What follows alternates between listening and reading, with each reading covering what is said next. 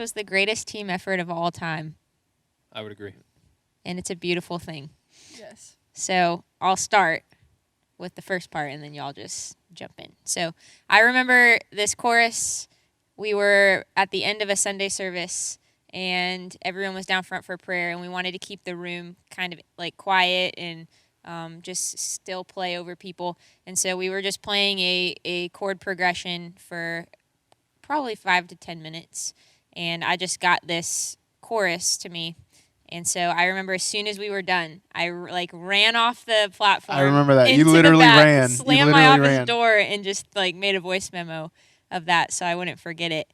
And I guess then I don't remember where we went from there. I think I brought it to y'all. I think it actually sat for a while. So I remember you showed me that memo, and then we kind of just sat for maybe a month, maybe 2. It was a good little while. Yeah. And then that kind of morphed from I was in a random place playing piano one day, and I don't know why, I don't know how, but I just started playing this intro that you now know as Still, and just started playing this intro. And again, I'm not a big piano player. I like to play for fun, but I started playing, and this was in the beginning. So this was, I've played a lot more recently, but this was 8 months ago, 9 months ago. And so I just started playing this, and I thought, there's something there. I need to record this somehow. And so I set my phone up on the piano, made a little video, played it. Again, sat on that for a little while. And then I remember coming to you, and I was like, remember that chorus you had? Remember that idea you had? What would it sound like if I were to play this intro with that as the chorus? And then that kind of got Marissa's creative juices flowing. And it kind of just, and again, it was a team effort that just kind of beautifully pieced together quickly before it took a long, very long time. And before Marissa starts on this, I have to say that a classic Marissa thing is for her to think about something for a minute and then say, I think I have something, but I don't think it's probably any good. This is probably garbage. Yeah, it's probably trash. And so Jacob was playing we've been sitting on this probably for 2 hours that day. We just had nothing. And she started singing, in the night I will lie. And I just remember my eyes started sweating and tears came out, which I don't cry a whole lot. And I was like, how could you ever say that was going to be trash? That was it. That was it. That was what we needed in that moment. And yeah. I never like to assume anytime. I think I say that because literally I just want everyone to know that I'm offering something, but it's if you throw it away, I'm not going to be heartbroken. Sure. But maybe I really would. I don't know. Anyway, I'm just wanting to assure everyone, hey, don't worry about this. But you started singing this out of Psalm 91. Yes, and that's something that, Psalm 91, I think maybe you had brought up Psalm 91, or was it, which one of you did that? Because y'all were kind of like, this is our direction for this song, and immediately, because of my background with Psalm 91, I've literally had Psalm 91 I've read it several times. I've had it on magnets in my refrigerator because when I was little, I was terrified every night to go to sleep. To the point that my parents would literally set up a bed for me beside their bed on the floor because I was so afraid. And my mom was like, you know what, Psalm 91, and she put that before me for so many years. And I just realized and that's where those 2 lines kind of came from, because it was just kind of I don't know, just a very vulnerable thing for me, of dealing with that fear, but combating it with I'm gonna lie in the presence, of my King, who I'm completely protected and completely covered by, and so yeah. And I would say too, just to throw this out there, the big game-changing moment of this song was when the melody for the second half of the bridge, the big part, just appeared. It seemed like. Pretty sure Jared Rogers. Yep. And you said the war is great, but you're something like that. The war is great, but you are greater. Carly mumbled. Yeah, and Mike heard I think the this bridge. is what you said, so I'm going to write this down. Yeah. And later.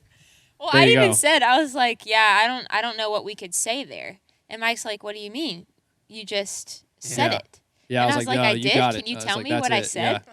And he just Mike like was the translator. I really and don't know. I think maybe the first two lines. After that, the Lord must have just moved in a way right there, because I don't remember forming any words after that. So that was really cool for sure. And then the Bridge 1A, that There's No Fear Now, Eyes on Heaven.